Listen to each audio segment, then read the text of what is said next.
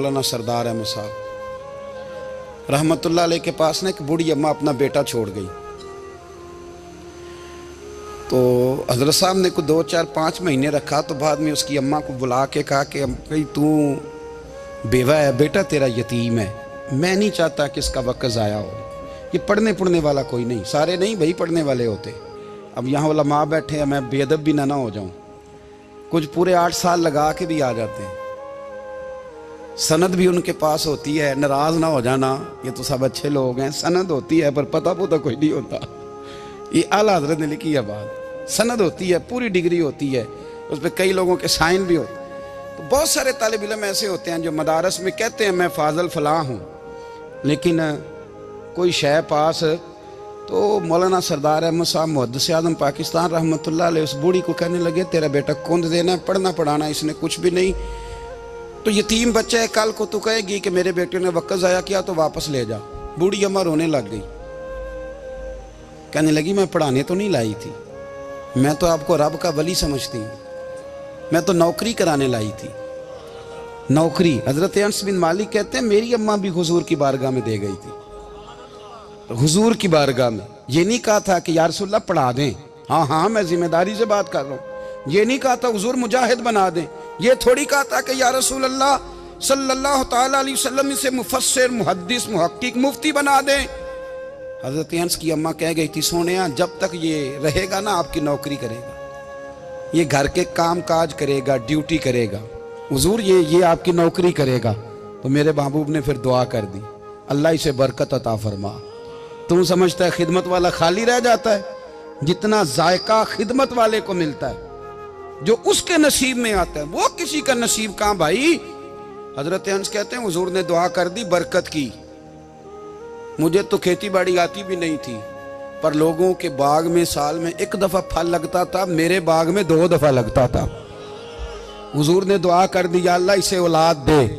फरमाते हैं मेरे बेटे, मेरे पोते, मेरे नवासे, मेरी बेटियां, फरमाते हैं मैं जिंदा हूं और मेरी 100 औलादे मौजूद हैं। परेशान हो गया 100 सुन के बच्चे 2 ही अच्छे, 100 औलादे मेरी मौजूद हैं। हजरत अनस बिन मौलाना सरदार अहमद साहब के पास ना छोड़ गई बच्चा, कहने लगी हजरत जी मैं को पढ़ाने के लिए थोड़ा छोड़ गई हूँ, मैं तो इसलिए छोड़ के गई हूँ कि आप मेहरबानी करें, खिदमत कराएं। तो हजरत जी कहने लगे कोई ऐसा काम ही नहीं, खिदमत वाला क्या कराऊं। कहने लगी पट्ठे पवा लिया करो जी। हूँ लड़ पेंदे ने, कहने ने बच्चे काम करते हैं मदरसे का। हालांकि अब कहाँ बच्चे काम करते हैं, अब तो गुजर गया दौर, अब तो बच्चे काम कराते हैं। अब बच्चे भी नाराज हो रहे हैं, घूर घूर के देख रहे हैं। सही पह रहा हूँ आपको, बच्चे काम कराते हैं, बच्चे कहाँ काम करते हैं। कहने लगी ये चारा डाले करेगा आपकी भैंसों को। तो हजरत ने उसको कहा कि बीबी चारा मेरी भैंसों को डालने के लिए मैंने बंदा रखा हुआ है, तो तू जा ले जा। कहने लगी हाथ बांध के हुजूर मेहरबानी करें रख ले, चारा डालेगा। और पुत्र तवज्जो से चारा डालना हजरत की भैंसों को। रोने लगी, हजरत ने रख लिया, महीने का खर्चा भी देते। शाम को ना वो सारा दिन काम करता, शाम को आके पैरों में भी बैठ जाता। हजरत जी लाएं तेल थोड़ा सा, पैर ना दबा दूं। 8 साल साथ वाले पढ़ते रहे, ये बेचारा नौकरी करता रहा। मेरा रूप भी नहीं ते मेरा रंग भी नहीं, और मैनू यार मनान दा टंग भी नहीं।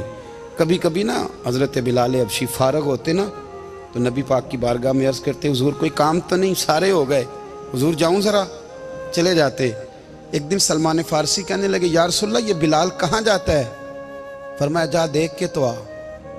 हजरत सलमान वापस आए तो आके रोने लगे, कहने लगे सोनिया जब यहाँ से जाता है ना तो जाके सैयदा फातिमा की चक्की पीसनी शुरू कर देता, बीबी साहबा के काम करने लगता है, घर में जाके असनैन की ड्यूटी करता है, वहाँ भी काम यहाँ भी काम। वो चारा डालता रहा, उसने चारा डाला। हजरत मुहद्दिस आज़म की भैंसों को दस्तारे फजीलत का वक्त आ गया, सारे पगड़ियाँ सजा के आ गए, आज दस्तार होगी।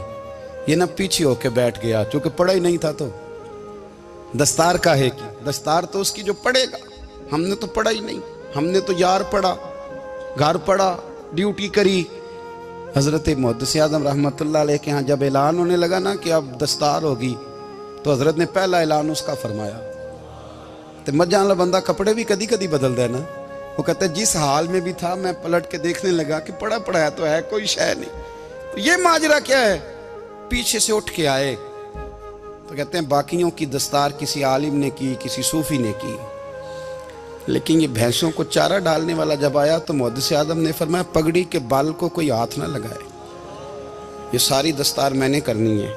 और फरमाते हैं हजरत बाल भी देते जाते थे और आंसू भी बहाते जाते थे, माथा भी चूमते थे और फरमाते थे दस्तार के बाद चला तो नहीं जाएगा यार, मुझे तो इबादत भी नहीं रह गई, मुझे तो चाबियों को भी नहीं पता कौन सी कहाँ रहती है, जाएगा तो नहीं तू? तो रो पड़ा, कहने लगा सोने जाए तो वो जिसके पल्ले कुछ है हो, आता जाता तो है कुछ नहीं, मुझे किसने रखना है, मैंने कहाँ जाना है, इधर कहाँ तो इधर ही रहूँगा। वो उस तालिब इल्म के सारे उस्ताद भाई कहते हैं उसने दस्तार कराई, पढ़ा पढ़ाया कुछ नहीं, पर जो मसला अड़ जाता था ना, वो जो अड़ जाता था ना, वो जाके उससे पूछते थे तो किताबें खोलने की ज़रूरत नहीं पड़ती थी। हज़रत बिलाल हबशी कभी सिपा सालार बने थे किसी जंग में, किसी सूबे के गवर्नर बने हो? बोलो तो सही यार। उनका तारुफ क्या था? नबी करीम के गुलाम। हुजूर के ना जो ज़ाती मामलात थे ना, 20 अंसारी नौजवान थे जो हर वक्त नबी पाक के पास खड़े रहते थे कि हुजूर को हुक्म करें। 20 और 34 से लेकर 40 तक गुलाम हर वक्त हुजूर की बारगाह में रहते। हजरत बिलाल हुजूर के ज़ाती मामलात की खिदमत करते थे। कोई ऐसी वो जो तबलीग की या दावत की या जंग की या जिहाद की कोई ड्यूटी नहीं वो करते थे, ज़ाती खिदमत सरकार की।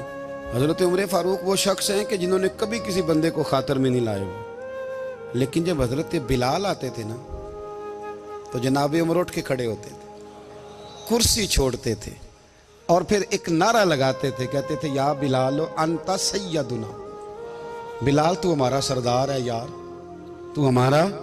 यानी इश्क का ज़ौक़ पूरा करना उन्हें भी आता था। इसलिए मेरा मशवरा है, मेरी राय है, और जो मेरा हुक्म मानने वाले हैं उनके लिए मेरा हुक्म है कि ज़ौक़ ना कभी भी ख़राब करना, कभी भी ना ज़ौक़ ना ख़राब करना, अपना लुत्फ़। मैंने कई दफ़ा, मैं पहली दफ़ा मदीना शरीफ हाज़िर हुआ तो एक बाबा जी मेरे आगे आगे थे, तो उनको ना धक्के मार रहा था। वो सामने खड़े होते हैं ना, अल्लाह खैर फरमाए, अपनी अपनी ड्यूटी है ना, उनकी भी एक ड्यूटी है ना जी। तो वो धक्के मार रहा था तो बाबा उसे कह रहा था तेरी खैर होवे पहरेदारा, रोजे दी जाली चुम लैन दे। उन्हें फिर धक्का मारे तो फिर उन्हें कहता तेरी खैर होवे पहरेदारा। मैंने, वो बिल्कुल अनपढ़ बाबा जी थे, पर मुझे उन्होंने बहुत बड़ी बात समझा दी, मैंने उनसे बड़ा सीखा, मिंबर पे जिक्र कर रहा हूँ। वो तीसरी दफा फिर धक्का मारा, तेरी खैर होवे पहरेदारा, रोजे दी जाली। तो बाबा जी बाहर निकल आए तो मैं भी पीछे निकल आया। तो मैंने कहा बाबा जी यहाँ कुछ इन्होंने बांग्लादेशी और हिंदुस्तानी भी रखे हुए हैं, पर ये तो अरबी था खालस, उन्होंने कदों तो भी समझ आती सी, तुसी पंजाबी का शेर सुनाई जा रहे हो। कहते पुत्र मैनू भी पता है उन्होंने नहीं समझ आ रही, पर मैं तो अपना रांझा पै राजी करता सा, मैनू पता है उन्होंने कहा ओ यार असी रांझा भी तो राजी करना है कि नहीं, कि सारी जिंदगी किलो काल के झगड़े में पड़े रहना। ऐ इश्क तेरे सदके जलने से छुटे सस्ते, जो आग बुझा देगी वो। और एक जगह पे आला हजरत कहते हैं जान दे दी वादा दीदार पर, हमने जान दे दी। हाँ, खाली उसने वादा किया था कि आऊंगा, आया नहीं था, पर जान हमने पहले दे दी।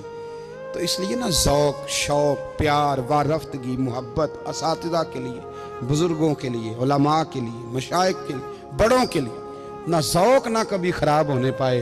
अल्लाह आपको सलामत रखे। और कुछ दुआएं मैंने दे दी हैं, कुछ अल्लाह जानता है मेरे दिल में हैं, वो मैं देता रहता हूँ। अल्लाह आपको हमेशा शाद व आबाद फरमाए।